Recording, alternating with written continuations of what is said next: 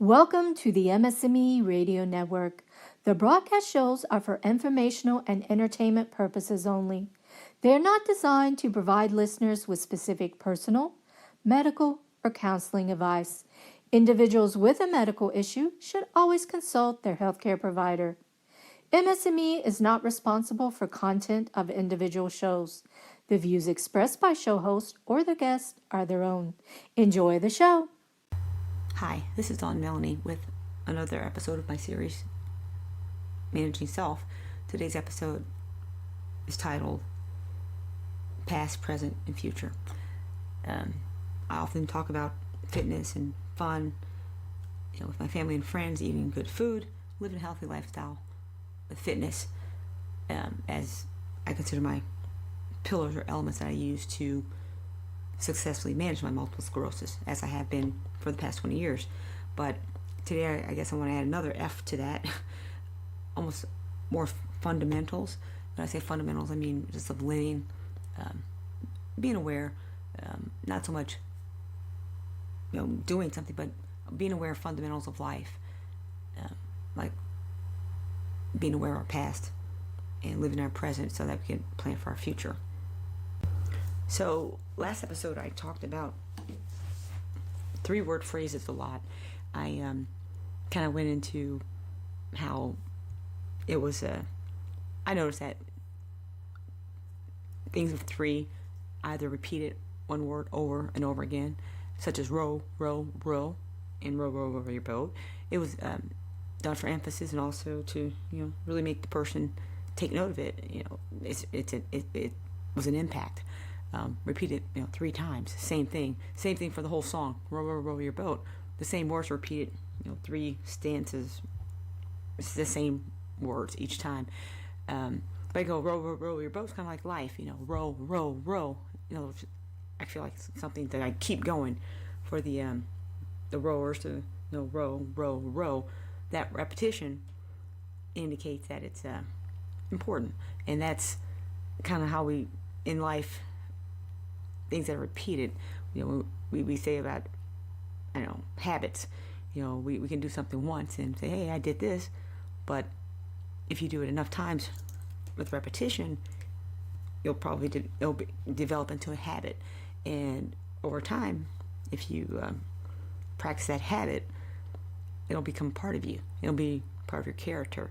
That's how characters develop. People say, well, that's my character. It's like, well, is it your character that you did it 1 time or 2 times? But is that something that you kind of like do on autopilot? And that repetition, you do it over and over again, it becomes a habit. Habits generally lead to character. The 3-word phrases that I talked about, like just do it, it was urging athletes to just do it and get ready for the competitions of the various competitions that they were involved in, similar to runners starting a race. Ready, set, go. Take your places on their runner's block. The race is about to begin, and go. Like that's again urging them to take action at the sound of a gun. Lights, camera, action. Same thing for actors and actresses. Filming is going to begin. It's like alerting the target audience to be aware this is going to happen, and then giving the cue to begin the process or take the action that's needed to be done. So yesterday, I had to just do it. I had to just go to my neurologist, the infusion lab, and get my first full dose of Ocrevus, the one of the latest multiple sclerosis disease modifying therapies. Infusion is given like about 6 hours. I was there at the lab, but I had to just do it. Did I want to go there? Not really, but do I want to manage my MS and stay on top of it? Definitely. So I just did it. I had a choice, go or don't go, either or. Just like I had a choice back in 1999, over 20 years ago, there's only 3 disease-modifying therapies approved for multiple sclerosis, and I had 3 choices. Kind of funny to talk about threes, but I had to make a choice. Which one do I take?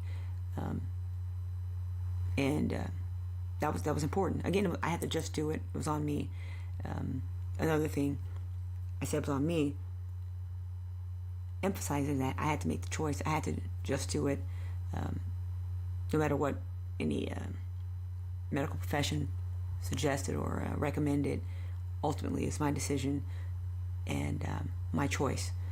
Now, I always stress that because I always say, hey, let's be our own best self-advocate and know what we're doing and become comfortable with our decisions, because I know I don't want to feel like, why am I doing this, or do something that I don't agree with. So I want to make sure that any decision I make, it's mine. I'll take advice, but the decision is mine. Not only with managing my multiple sclerosis, but in my life.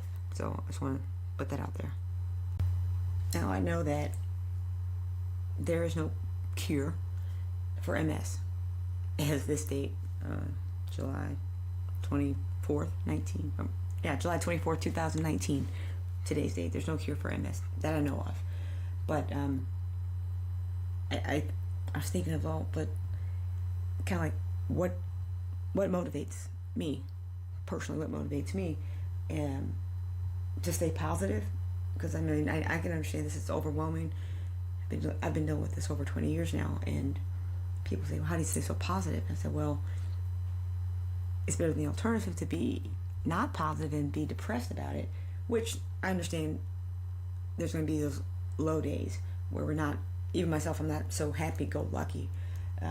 But I think of a quote that I read by Thomas Edison, Mr. Lightbulb Man. He said, the 3 great essentials to achieve anything worthwhile are hard work,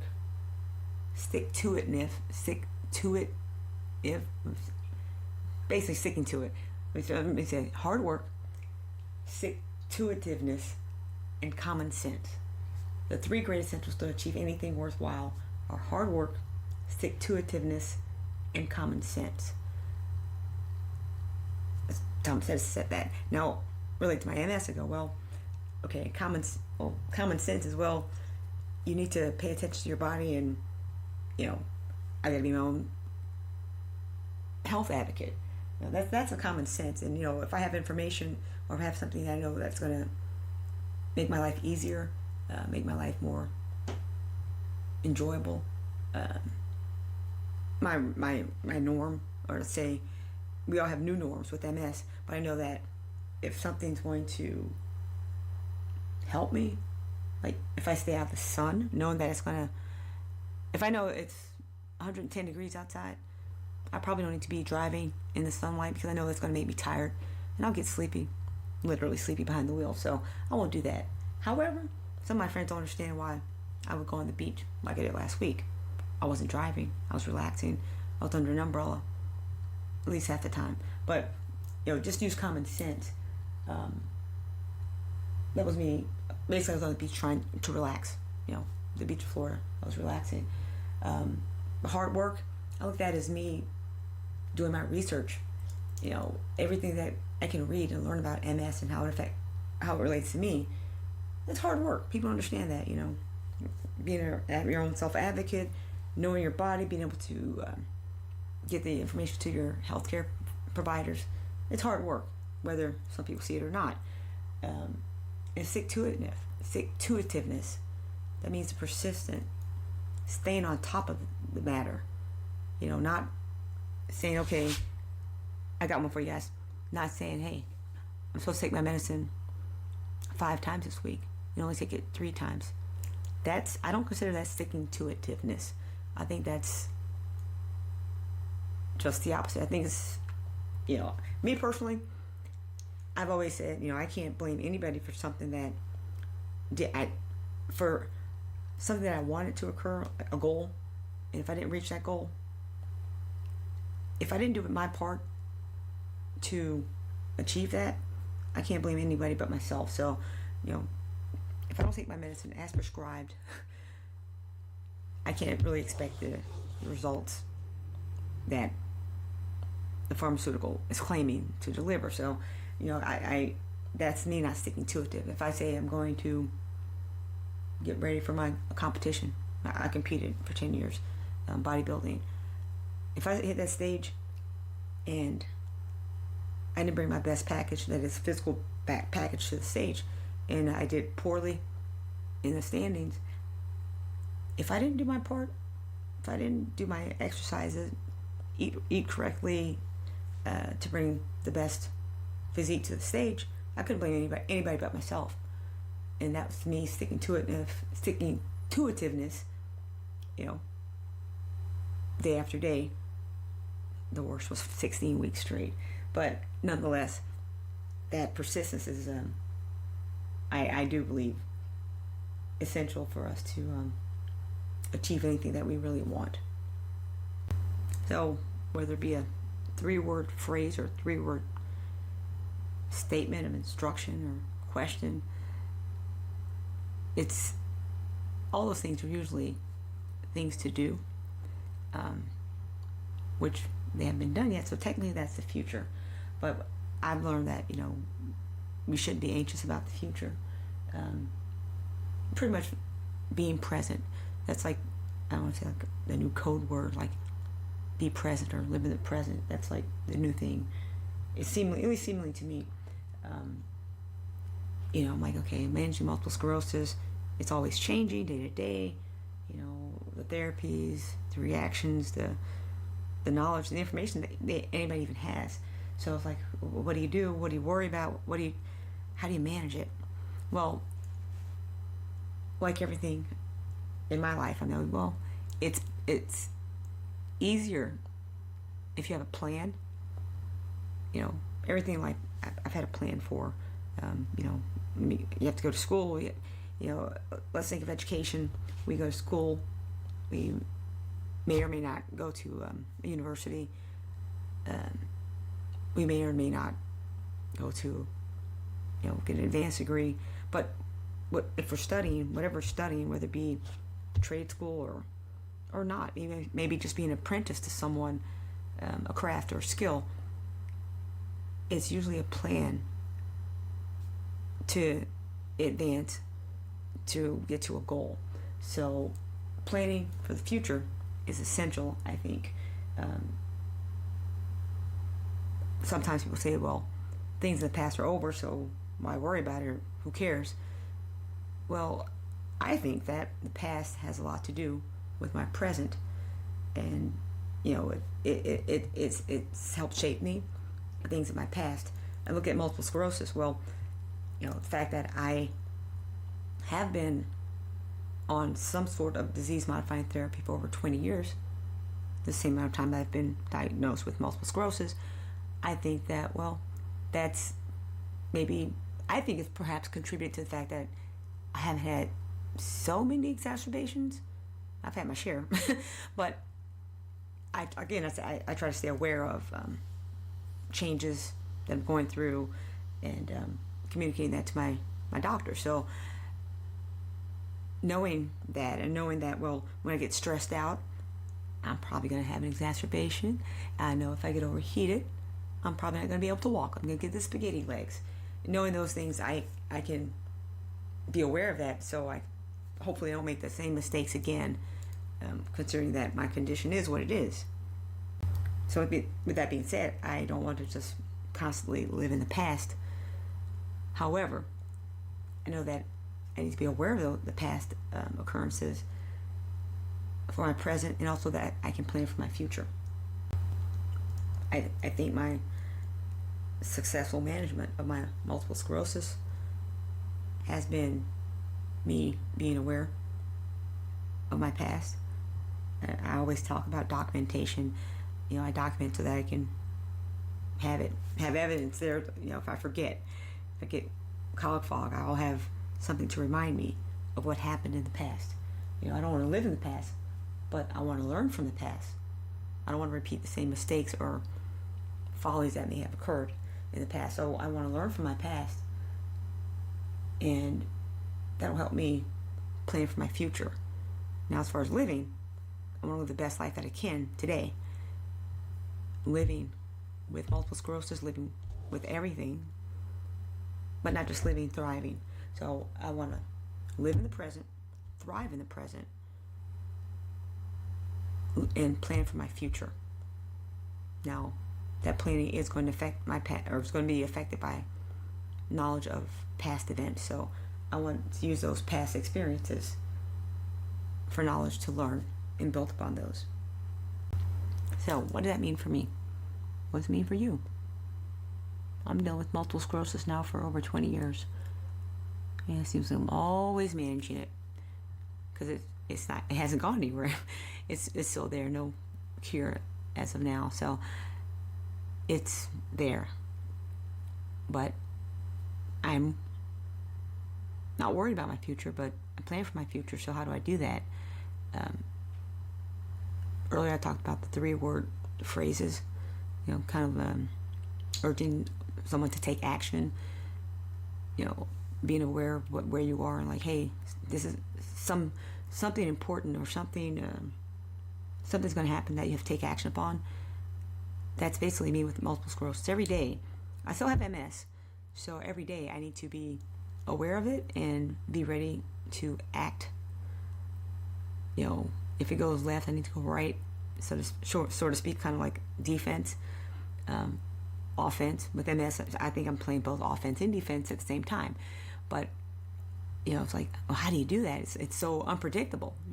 It's unpredictable. It's a snowflake disease. It's different for everybody, and the symptoms, how they're affected, how I react to a medication versus the next person, it's not going to be the same.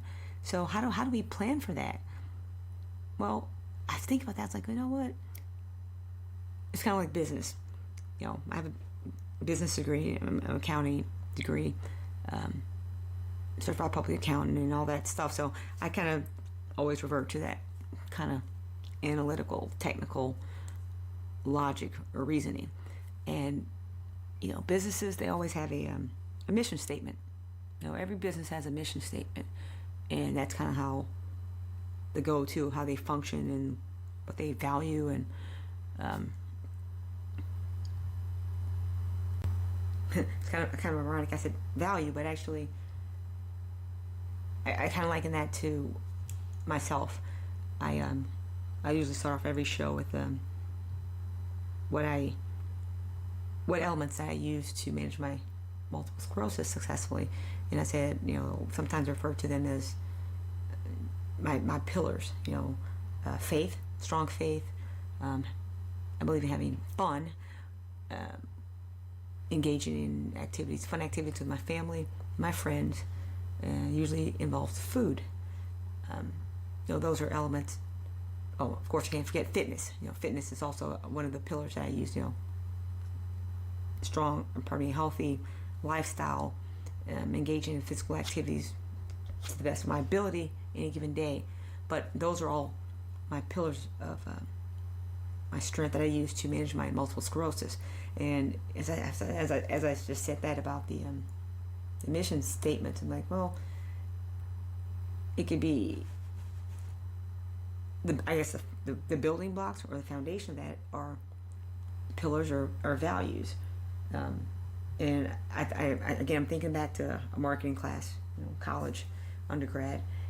And one example I think about is McDonald's, which we're all familiar with McDonald's, and the whole idea of the franchise, that consistency.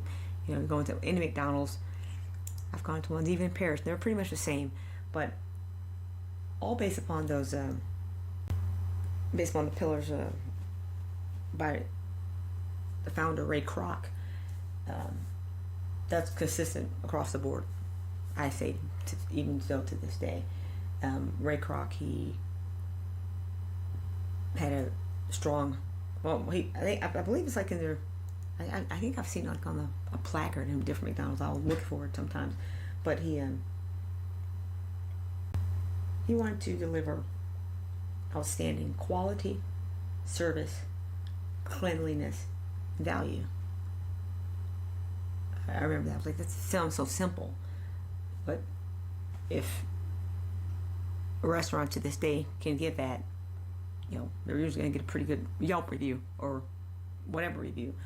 Quality, service, cleanliness, and value. Simple building blocks, foundation for a restaurant. Building blocks are pillars, which he used to then build the corporation's mission statement. And McDonald's corporate mission statement is to be our customers' favorite place and way to eat and drink. That's it. To be our customers' favorite place and a way to eat and drink. So I think about that and go, well, how can I use that sort of thought or reasoning to apply to my personal life with dealing with MS? And that McDonald's mission statement, there is definitely a focus on the customer. They're valuing the customer. The customer is significant. I mean, the customer has money, right? That's where the revenue is derived from. The customer. So focus on the customer, but also a focus on the company. The company's going to be the influential factor of the decisions, the purchases that the customer makes, the visits that the customer makes, the repeat, all that.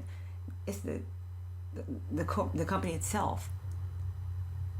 Every employee who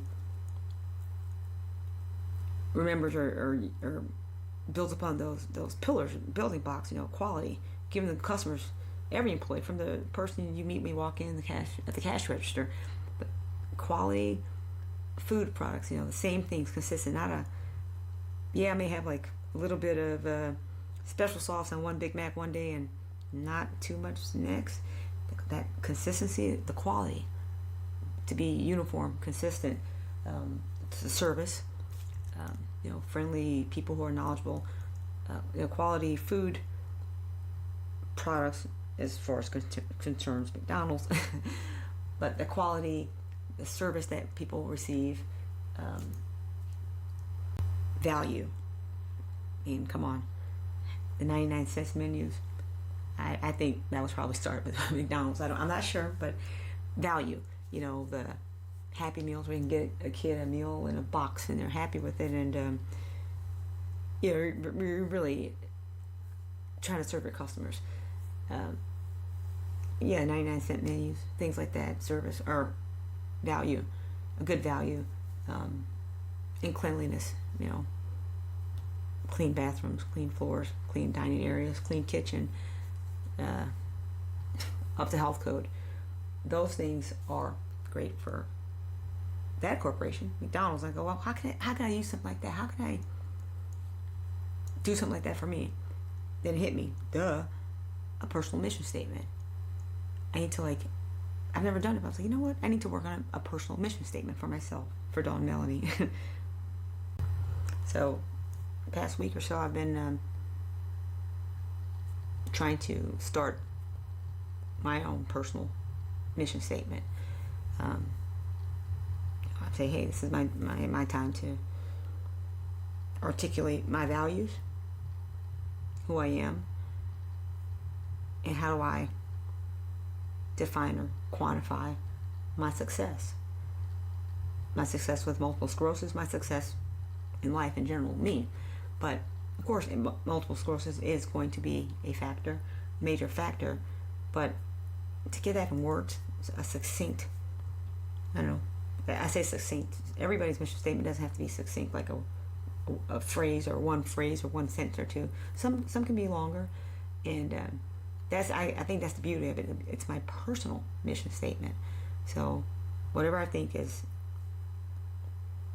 appropriate to capture those things, my values and stuff like that. That's the beauty of it. I'm not going to nail it the first time. I doubt. Well, guess what? I haven't nailed it the first time. Otherwise, I'd be reading it to you right now. So I have not nailed my personal mission statement as of now, but it is changing. It's evolving, and it's getting there. And I know that, it's just it's going to, I think, be more solid as time goes on. But I'm gonna nail it. It's gonna be whatever it's gonna be. It's gonna be. But I'm excited because I'm like, oh, you know what? I'm gonna have the Dawn Mallory's personal mission statement and written out. Bam, like that. That'll be it. And that's something I plan to like always have to guide my decisions on life, on everything, not just multiple sclerosis. And oh, should I take that medicine or should I continue this therapy? Or you know, that always comes into the top of my head, especially since I just sat for 6 hours getting an infusion yesterday. But my decisions, managing my MS symptoms, my medicines, how much I exercise, how much I exert my energy, how many spoons I spend in one day, those will all be related to right back to my personal mission statement. And I know that, well, again, 3 words: personal mission statement. Powerful. I'm looking at that as something very powerful that I plan to work on, and it will urge me to take action, or not, but to basically to react and behave in a way that's appropriate and consistent with my personal mission statement. That's what I plan for the future. Okay, I totally hate that I've run out of time for this week's episode. However, for next week, I want to challenge you guys to think about and maybe jot down what you consider 3 of your most important values or qualities, factors in your life. 3. And what do you want to become? You know, whether it be just like me, I know I want to be happy, my happiness, but you know, and yeah. So anyway, 3 important values, qualities, and what do you want to become? That's just a couple things to start on our personal mission statement. That's what I'll be working on, and I hope you join me next week for another episode where I'll continue the personal mission statement discussion, and hopefully have a little better handle on mine. I'll share it with you at that time. Thanks for listening this week to Dawn Melanie with Managing Self, and I do hope you'll join me next week. In the meantime, I pray that you all have a blessed week. Thanks.